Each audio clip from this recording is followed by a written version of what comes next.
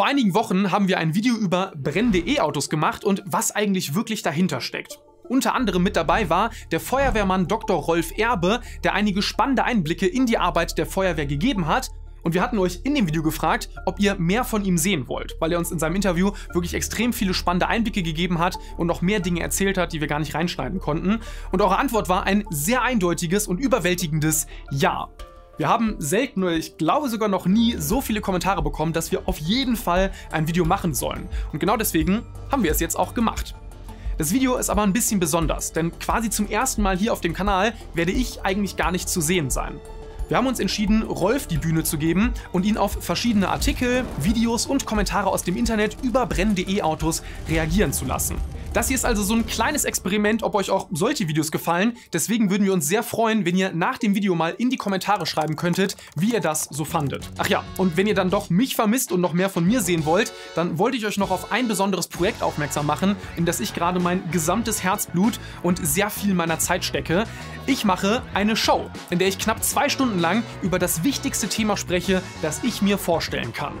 Die Zukunft. In der Show geht es darum, wie sich KI, Mobilität, Energie, Weltraumforschung und noch vieles mehr in den nächsten Jahrzehnten verändern werden und wie das alles uns verändern wird.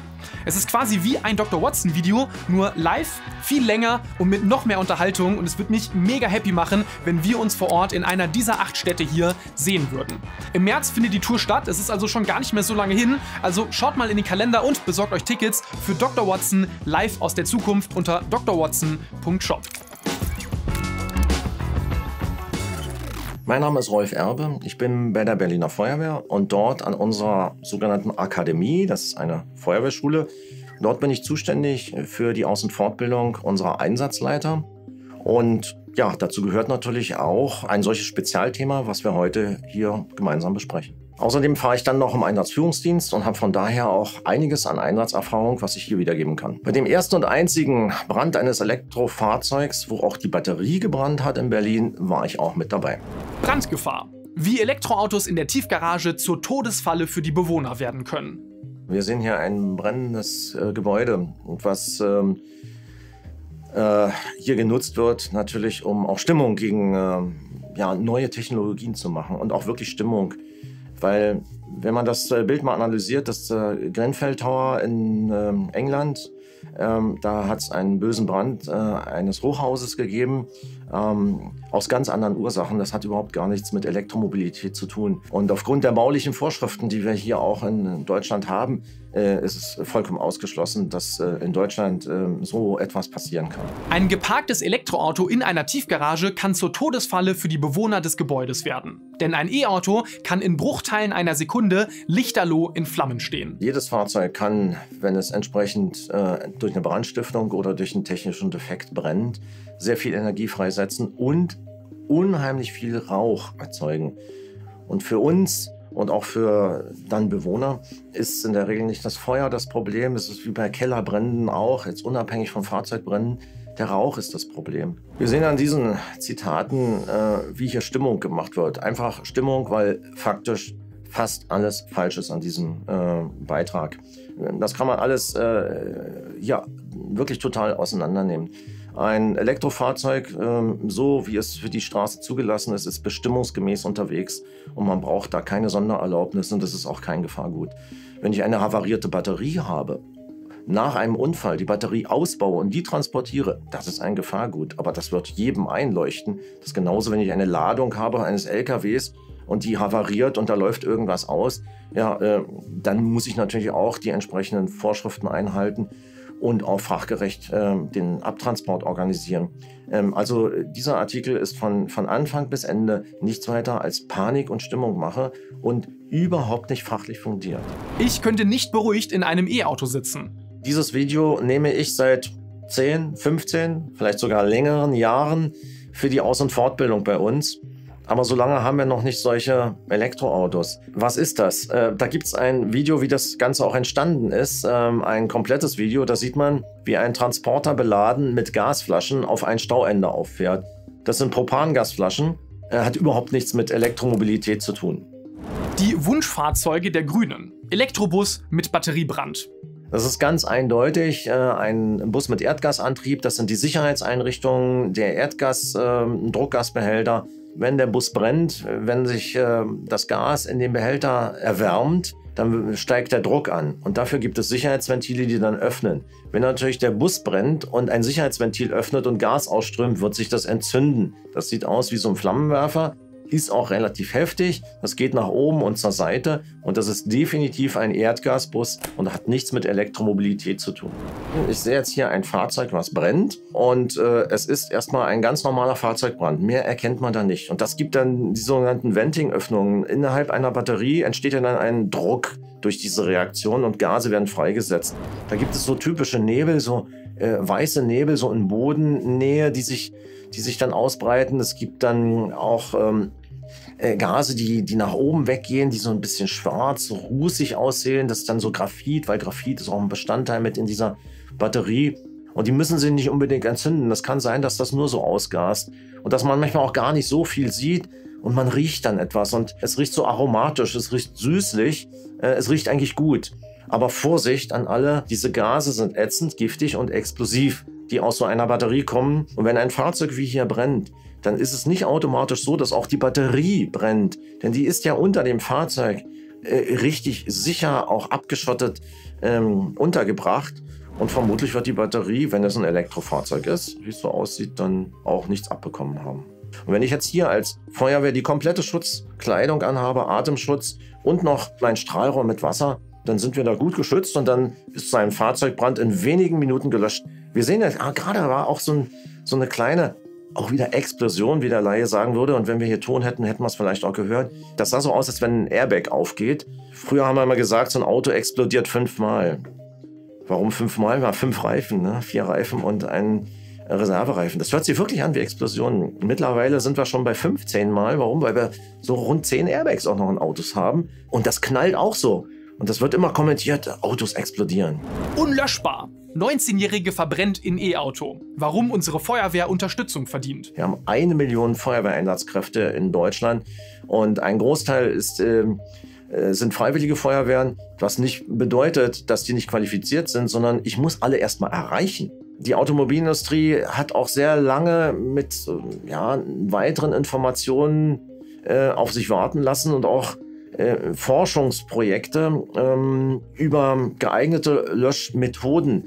Die sind auch jetzt gerade erst in den letzten 2-3 Jahren veröffentlicht worden, diese Ergebnisse.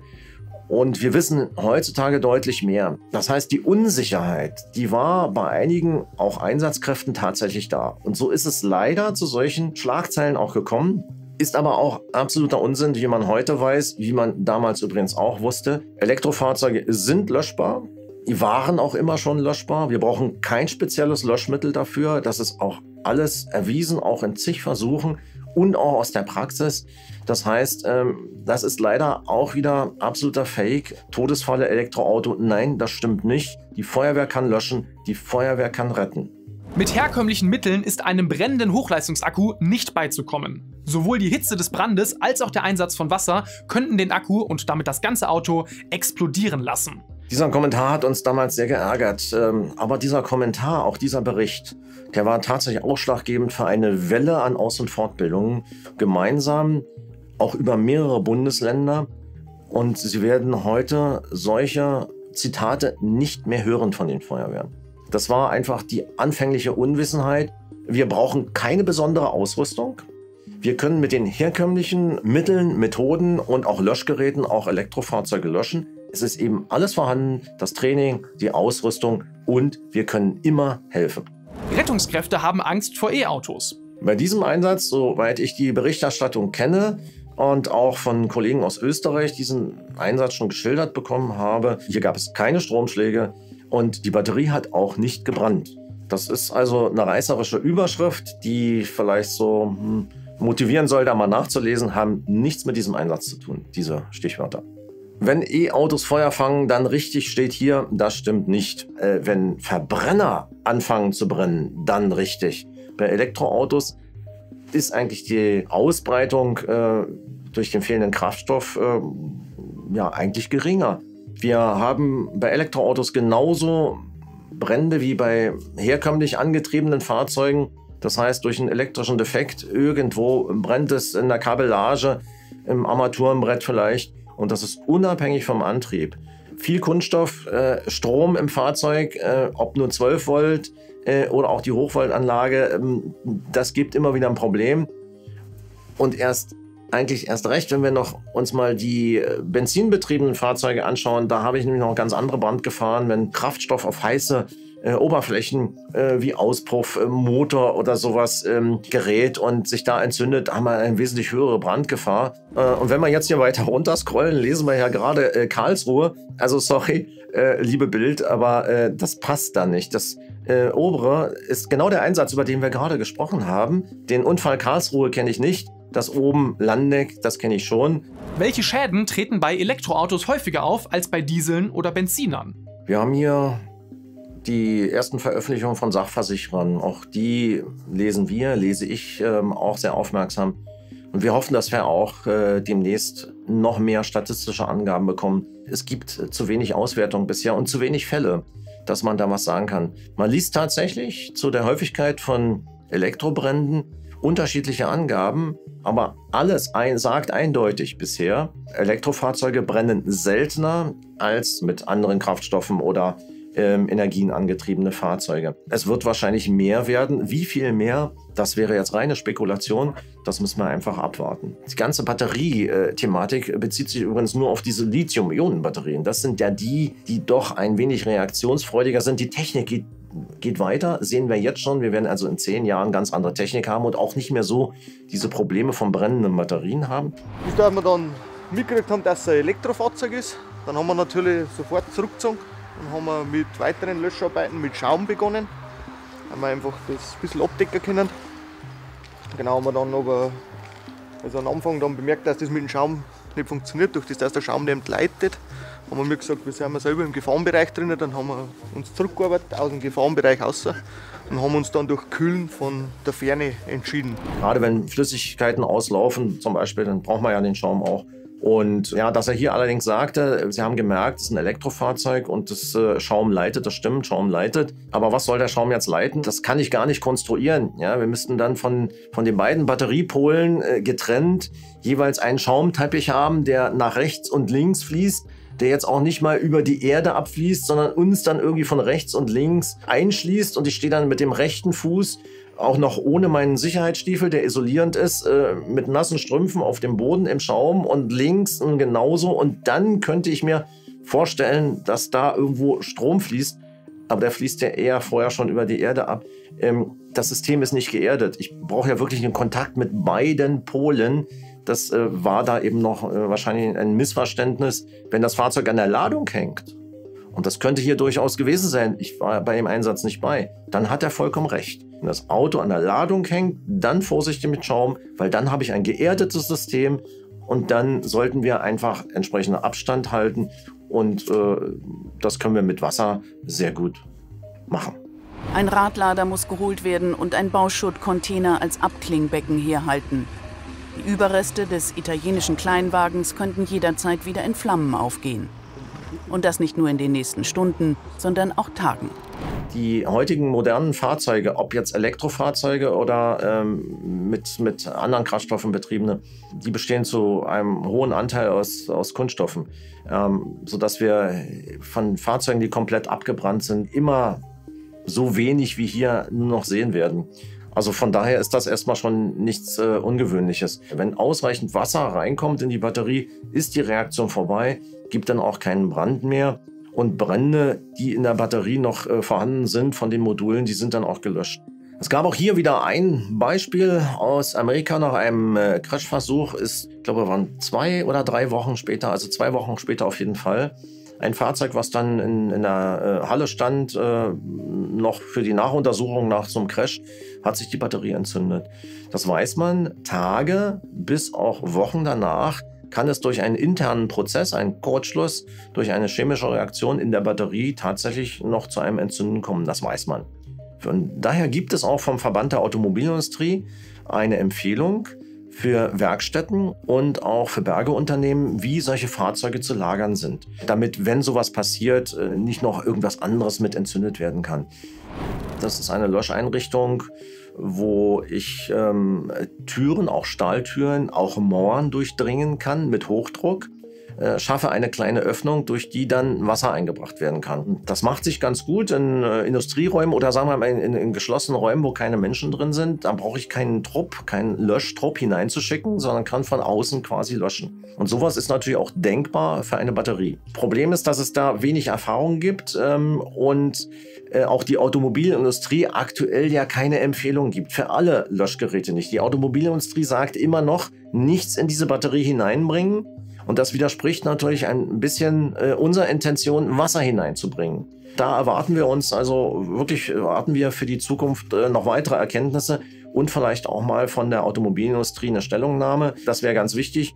Die ersten Forschungsergebnisse, die aktuell vorliegen, sagen, dass das wirkungsvolle Löschmethoden sind. Wenn ich an die Batterie richtig rankomme, weiß, wo ich da Wasser reinbringe. Ich muss geübt sein, das ist wichtig.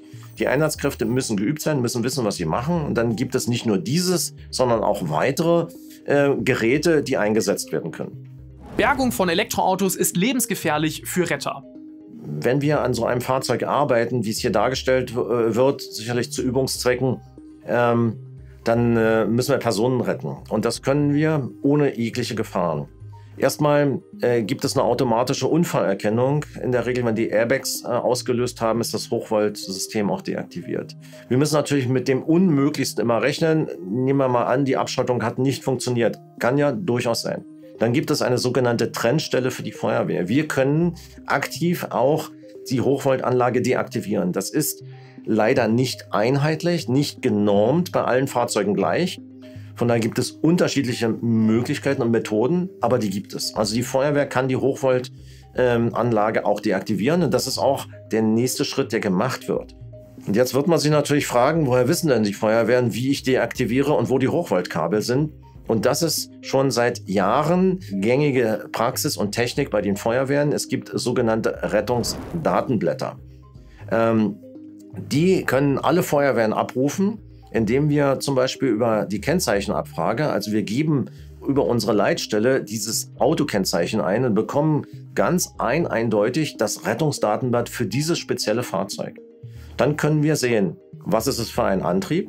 Wir können sehen, wo und wie deaktiviere ich dieses Fahrzeug, wenn es ein Elektrofahrzeug ist. Und wir sehen auch, wo diese Hochvoltleitungen durchgehen. Und das heißt, wir orientieren uns an diesem Datenblatt, arbeiten das auch entsprechend ab und sind deswegen auf der absolut sicheren Seite. Von daher haben wir da keine Bedenken und können auch allen Menschen sagen, ja, die Feuerwehr kann euch auch aus Elektrofahrzeugen retten, denn wir wissen, wie es geht. Eine elektrische Gefahr ist immer noch eine Restgefahr da. Aber sie ist äußerst unwahrscheinlich. Und mit den Maßnahmen, die wir durchführen, auch bei der Rettung, ist es quasi ausgeschlossen, dass es zu einer elektrischen Gefahr kommen kann. Und auch eine Karosserie. Wir haben vorhin schon Bilder gesehen von Bränden. Da bleibt nicht viel übrig. Warum nicht?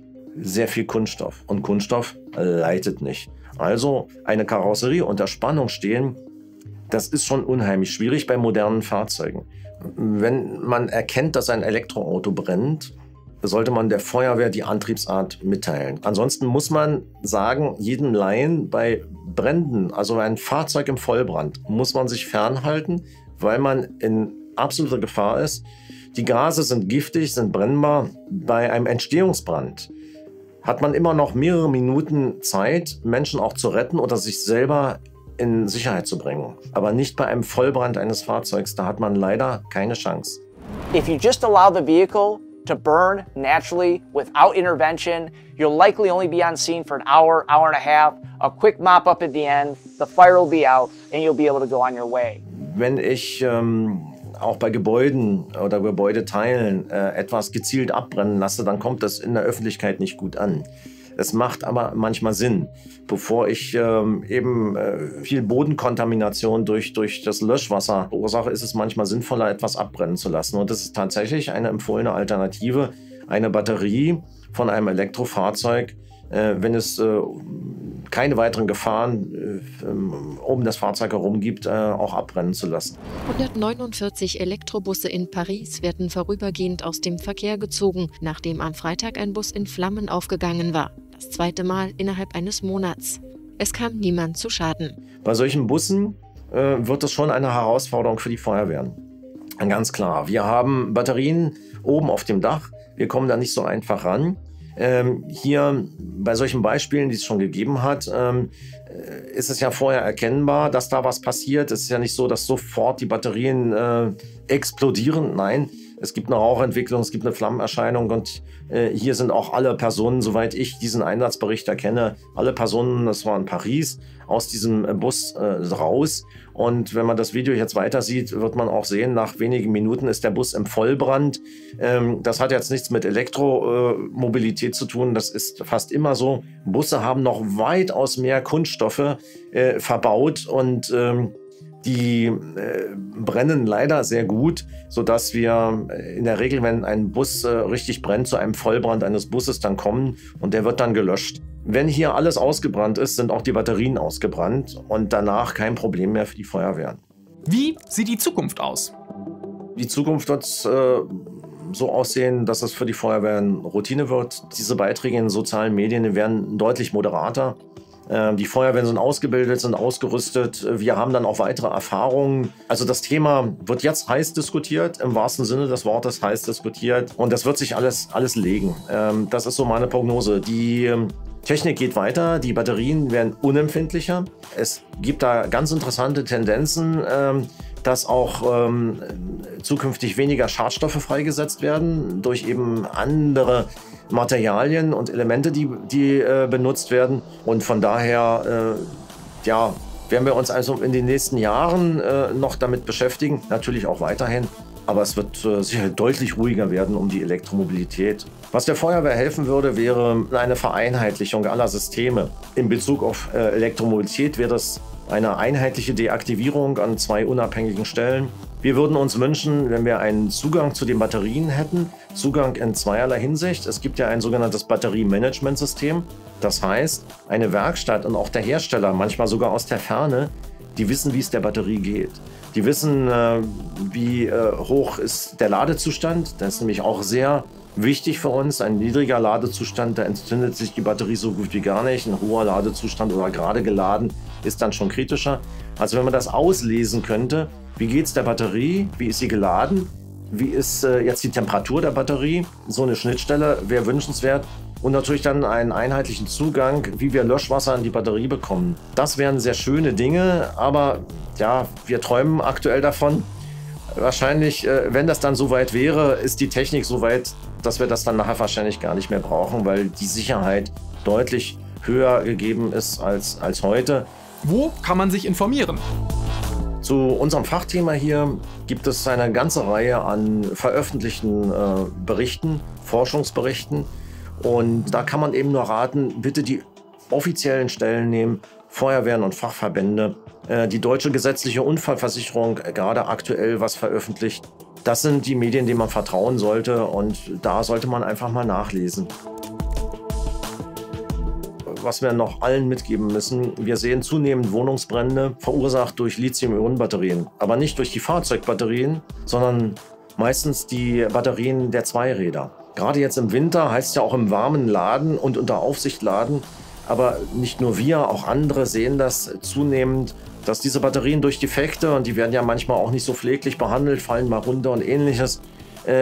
Oder es wird gebastelt daran, es werden Ersatzteile nachgekauft, Ladegeräte benutzt, hatten wir auch vor kurzem, die eigentlich nicht geeignet sind für das Laden. Und dann kommt es zu einer Reaktion und die geht innerhalb von Sekunden und dann steht die ganze Wohnung im Vollbrand.